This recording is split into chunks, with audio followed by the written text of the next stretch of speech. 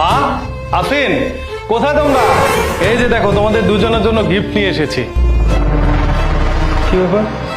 ও, বুঝতে পেরেছি, আফরিন নিশ্চয়ই কাজের মহিলা রেখেছে। যাক, ভালোই হয়েছে, এখন মা আর আফরিন দুজনই রেস্ট পাবে। এই যে, একটু উঠুন তো, আপনার চেহারাটা দেখি। কি ব্যাপার? উঠুন, দেখি আপনার চেহারাটা। কি হলো? আরে মা, তুমি এই কাজ করতেছো কেন? এটা তো কাজের বউরা করবে। আরে বাবা, তেমন কিছু না, ঘর দর তো নোংরা হয়ে আছে, তাই ভাবলাম একটু পরিষ্কার করে দিই। দেখো মা, তুমি আমার ভুলভাল বুঝাও না। তুমি এই কাজ করতেছো কেন বলো? না না বাবা, বৌমার শরীর খারাপ তো, তাই ভাবলাম যে আমি একটু ঘর দর পরিষ্কার করি। মা, আমি তোমার সন্তান, আমি চেহারা দেখলে সব বুঝতে পারি। আমাকে সত্যি করে বলো, কি কারণে তুমি এই কাজ করতেছো? সত্যি করে বলো মা, না হলে কিন্তু আমি রেগে যাব। না না বাবা, চিল্লাচিল্লি করিস না, রাগারাগি করিস না, বৌমা শুনবো। আমি তোকে বলছি, তুই তো তোর ডিউটি কাজে ঢাকার বাইরে চলে যাস, 7 দিন 8 দিন 1 সপ্তাহ পর্যন্ত আসিস না।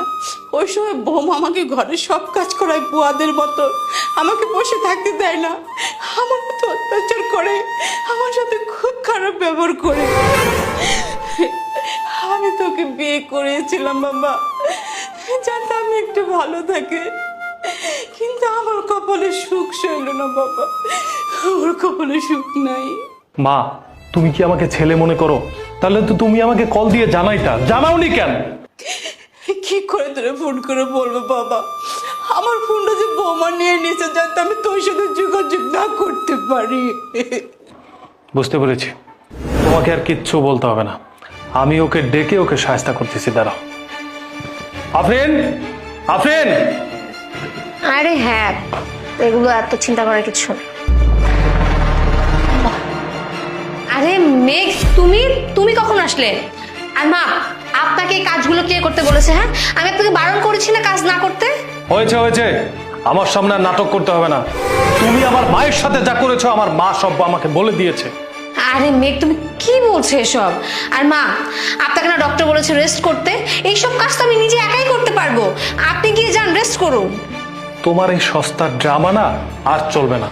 আজকে আমি বুঝতে পেরেছি যে তুমি আমার মায়ের সাথে কত বড় অন্যায়টা করো। আফরিন, তুমি কি জানো আমি কেন বিয়ে করেছি? আমি বিয়ে করতে চাইনি শুধু আমার মায়ের জন্য।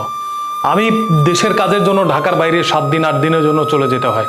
আমার মা একা থাকে, আমার বাবা নেই। তাই আমি চিন্তা করেছি আমি বিয়ে করলে হয়তো বা আমার বউ আমার মাকে শান্তি দিবে। আমার মা